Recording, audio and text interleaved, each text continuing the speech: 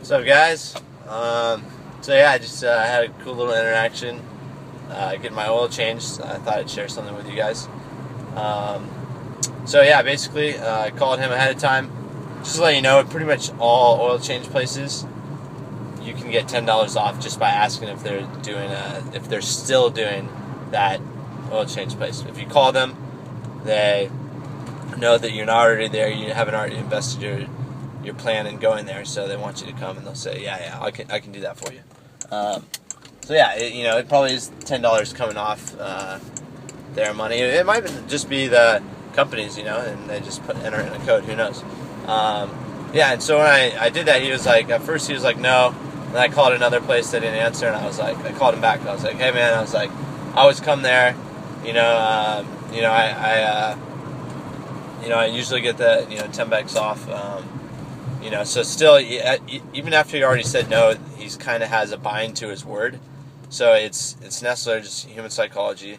If you add something that no longer fits in with the bind that he originally said no to. So I said, is there a way you can make that, and I'll pay cash, So who knows if cash really makes a difference.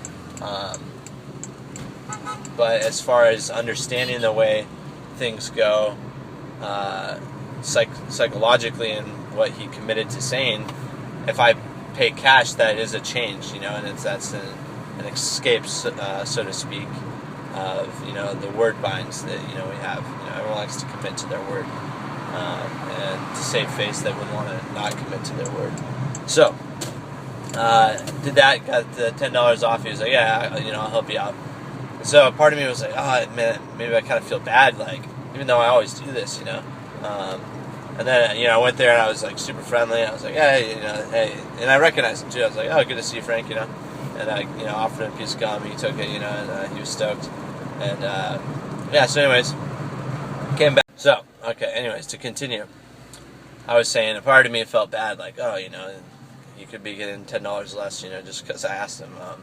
So I was wondering. I was like, well, I went there. I felt, super nice towards him, positive emotions. Gave him a, piece of gum. He felt good too.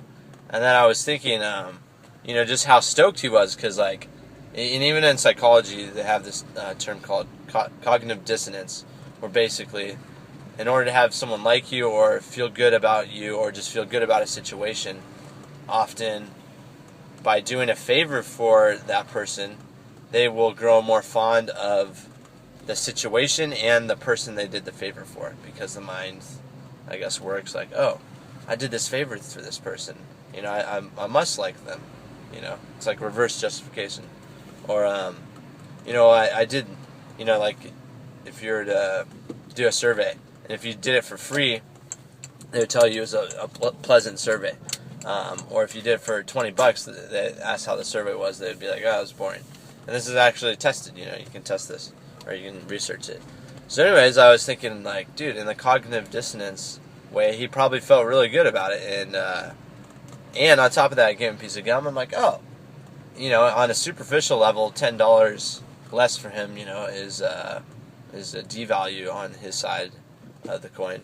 But on a non-superficial level, it actually makes him feel good to, like, go out of his way and be giving towards someone else. And actually, there's a lot of research to show that being giving towards a person is helpful for their psychological health.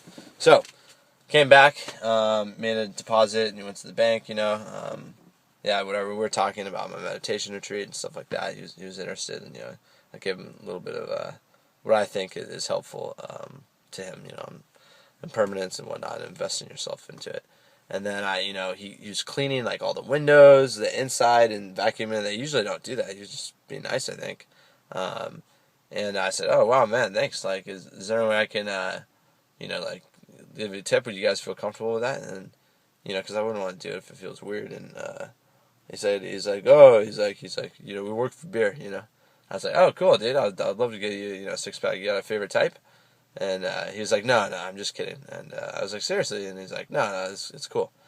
So that's fine. He didn't want to say anything for it. I'm still going to get him one. And this is just my passion making a positive influence to the world, and just creating a world that's more fun, friendly, loving towards another. And so, I'm just going to go Trader Joe's, get a 6-pack for $5.99. They have really good 6-packs there.